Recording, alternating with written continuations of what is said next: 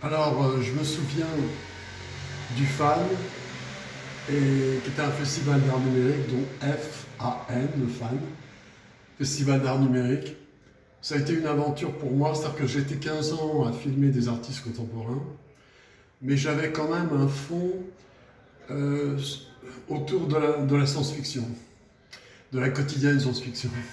Et bien entendu, la quotidienne science-fiction, c'est aussi l'art numérique, quoi.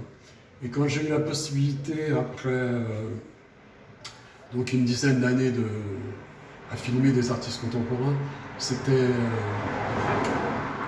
à Paris, donc au Sénat,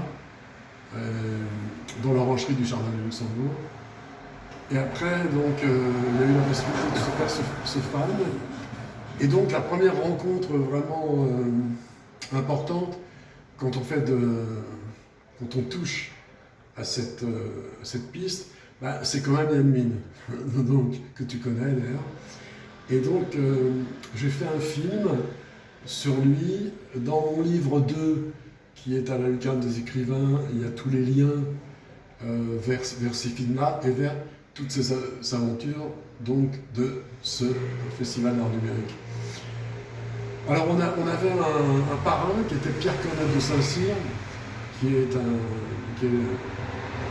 un grand commissaire-priseur, mais qui est très très fan d'art numérique. Et en fait, par exemple, pour lui, Yves Klein, le bleu de Klein, c'est déjà, on est déjà tout près de ce qui va venir, le futur de l'art. Et pour lui, il a toujours dit, depuis très longtemps, que le futur de l'art, c'était l'art numérique. Donc j'ai rencontré plein d'artistes. J'ai pas en tête, parce que maintenant je suis un peu dans un autre univers, j'ai pas en tête tous les noms, mais ils sont tous dans ces liens qu'il y a dans ce livre 2 qui est donc à la lucarne des écrivains. Et alors, il faut dire aussi, c'était l'art numérique dans ses formes globales, c'est-à-dire le rapport avec la photo, avec...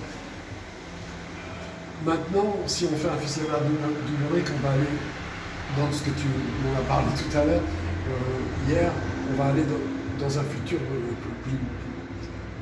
plus intense. Mais là, c'était important parce que finalement, avec les ordi, avec les téléphones, les artistes, même quand ils n'ont pas décidé de ça, bah, arrivent qui sont au début de l'art numérique.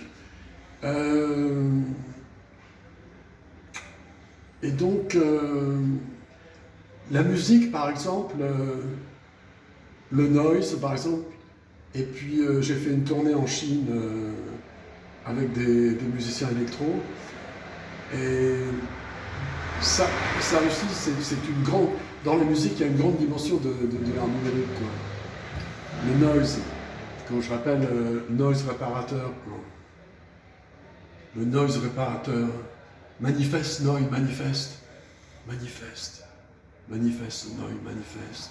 Saigne le son sans mélodie, crissement, crée bruit de l'intérieur, bruit du train dans la tête, bruit des pleurs, bruit des peurs, bruit des heures vides, bruit du fond d'existence avant la délivrance, noise réparateur. Est-ce le bruit du silence devant les grands problèmes du monde? Est-ce le bruit du silence devant les grands problèmes du monde? Au moins deux silences. Silence à l'endroit, celui de la méditation, silence blanc à l'intérieur du son.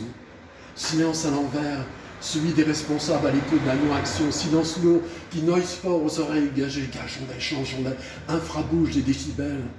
Non à enrichir les riches, et raser les forêts des sages, où le sage tribal est poussé au bout du monde. Même ici, au bout de la campagne, l'écho fait trembler les images d'amour posées sur les tapis de l'éros. Noise réparateur, noise réparateur, noise réparateur. Alors il y a toute cette partie de quotidienne science-fiction qui appartient aussi au monde numérique. Tu es? Comment tu t'appelles? Alors je m'appelle Claude Ivance Et donc, je travaille avec la poésie, mais aussi toujours avec la quotidienne science-fiction. Donc, l'art numérique fait partie aussi de mon travail, qui est maintenant plus un travail sonore, avec des budgets Merci beaucoup, Claude. et heureux de te rencontrer.